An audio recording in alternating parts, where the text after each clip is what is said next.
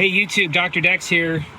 Just doing a weekly update, guerrilla style on my cell phone, and Studio Man will edit this all together and get it uploaded to our channel for you. I think the last time we did a build update, I think we had the skirting on and the fascia boards we were working on.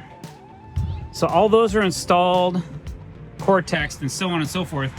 Since then, I had a heat bending session where I curved all of these rail kits with a box, an oven I built, and I used silicone heating blankets to curve the staircase railing to match the curve of the stairs. So yesterday was pretty much making all those parts, and then I started cutting in these rails. That took about 4.5, 5 hours to cut, almost an hour per section to cut 3 rails, and then I still have to cut in all the top caps, which is probably the most challenging part, to make sure they fit perfectly without undercutting them. You can overcut them as much as you want, but that final cut has to be money, and it has to fit top and bottom. There's nothing is square or equal or even. Every single section of this rail changes, so it's a little bit of a challenge to get the top cap. And the top caps are going to be a little bit different than these because I heat bent those as well, and I'm not as successful bending these as I am bending the Radiance rail by TimberTech. So Monday, we'll get in here, we'll get these 2 sections installed. We got all the stair treads installed and all the fascia installed on the fronts of the treads. That took a couple days. And then the last 2 days we've been working on railing. Let's take a look at that.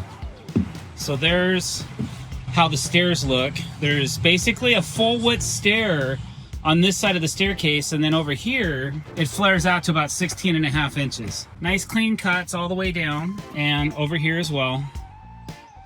Even though you're not really, I kind of knew it too, you're not really gonna see a whole lot of that detail because the railing's in the way, but it still has to look good. Even all the fascia boards, like I had a 1 degree bevel here and a negative 1 degree bevel over here, but I had to figure each one out individually, cut it multiple times to make it fit.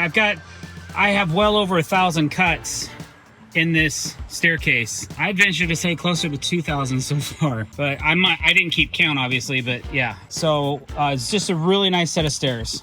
I'm really proud of it. 6 foot wide. It's the widest and probably longest curved stairs that I've done. And then we've got this really nice flowing radius going up this side, and then a more gradual one coming up over here. So I'm kind of glad I got this section in today. So I only got 2 more to go. And then it's just cutting in the top caps, and then I can relax a little bit. We'll do a little bit of fit and finish after that. And then probably going to run a little bit of a black bead of silicone. There's a couple spots on these rails. You get them to fit perfect, but then once you put all the pickets together, put a top cap, a top rail on it and all that, things want to move a tidge. So we'll tape this off, and then I'll put a bead of black silicone right here, and that'll cover that up and it'll look great. There you go, guys.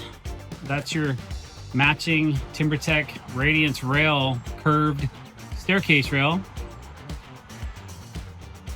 Now, what do you think of that? Can I get somebody to click the subscribe button, please, if you like this? I threw about everything I have into this staircase, and I'll continue to do these guerrilla videos if you guys like them. And we still have to trim the base of the skirting, and we still have to finish the back side of the skirting as well.